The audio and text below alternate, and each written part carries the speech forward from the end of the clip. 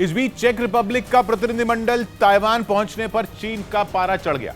उसने यूरोप के इस देश को खुलेआम धमकी दी कि उसे इसका अंजाम भुगतना पड़ेगा। नैन्सी पेलोसी की ताइवान यात्रा से भड़का चीन लगातार उन देशों को धमका रहा है जो ताइवान के साथ खड़े हैं, क्योंकि चीन का मानना है कि ये देश वन चाइना पॉलिसी को नहीं मानते।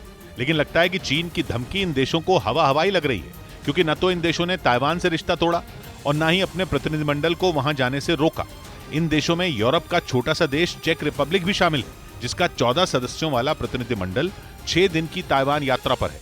इस यात्रा का मकसद व्यापार, पर्यटन और चिप समेत कई मुद्दों पर ताइवान और चेक रिपब्लिक को साथ लाना है।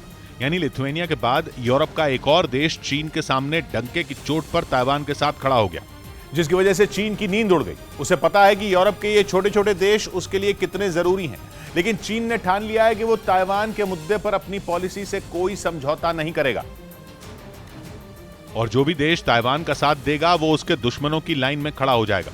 वैसे पेलोसी की ताइवान यात्रा के बाद ये लाइन लंबी होती जा रही है, लेकिन ऐसा लगता है कि ताइवान के लिए खून की नदियां बहाने का मन बना चुके चीन पर इसका असर नहीं पड़ रहा, क्योंकि चेक रिपब्लिक में चीन के दूतावास ने बयान दिया कि चेक रिपब्लिक का ये कदम ताइवान को खुला समर्थन है और इससे चीन और चेक रिपब्लिक के रिश्ते कमजोर होंगे। इसके पहले चीन ने लिथुआनिया से अपना रिश्ता तोड़ लिया था, क्योंकि उसने ताइवान में अपना पहला रिप्रेजेंटेटिव ऑफिस खोलने का फैसला लिया था, जिससे चीन का मूड खराब हो गया, क्योंकि रिप्रेजेंटेटिव ऑफिस खोलकर लिथुआनिया ने ताइवान के साथ व्यापार का रास्ता खोला और ये बात चीन को बर्दाश्त नहीं हुई, क्योंकि उसका कहना है कि ताइवान में प्रतिनिधिमंडल भेजने या फिर उसके साथ व्यापार करने का मतलब है चीन के खिलाफ खड़ा होना। और इसी वजह से वो एक के बाद एक कई देशों को सीधा अपने दुश्मनों की लिस्ट में डालता जा रहा है। वैसे चीन के इतना चिढ़ने के बावजूद फ्रांस, लिथुआनिया, अमेरिका और जापान समेत कई देशों ने ताइवान में अपने प्रतिनिधिमंडल भेजे हैं। जापान ने तो युद्ध की स्थिति में ताइवान से अपने नागरिकों को निकालने के प्लान पर बातचीत भी शुरू कर दी है। यानी चीन के चीखने चिल्लाने का उन देशों पर कोई असर नहीं पड़ रहा जो ताइवान का साथ देना चाहते हैं।